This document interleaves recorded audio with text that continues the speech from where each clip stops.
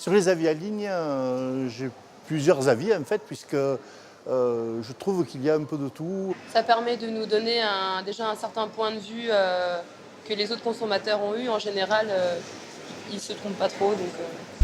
Consomag aujourd'hui se penche sur les avis en ligne.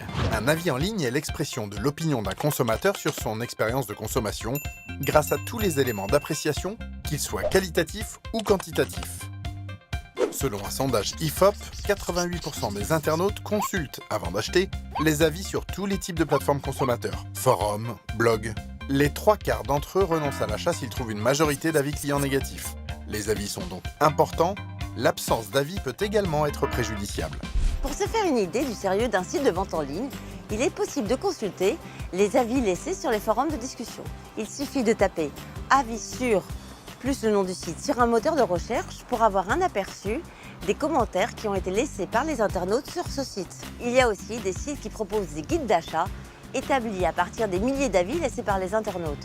Enfin, des sites recensent des expériences bonnes ou mauvaises laissées par des utilisateurs de services comme les assurances, les banques ou la téléphonie mobile par exemple. Quiconque peut déposer un avis en ligne à partir du moment où vous possédez un compte sur le site internet concerné. Il n'y a pas de sélection dans les avis publiés, la société qui gère les avis ne peut pas les modifier.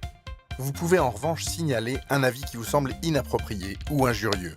Lorsqu'un avis est rejeté, le protagoniste doit en être informé.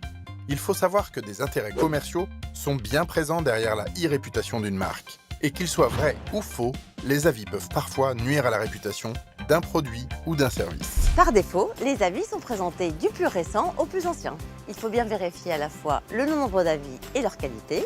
Si le compte associé est détaillé, l'avis peut être retenu comme sincère.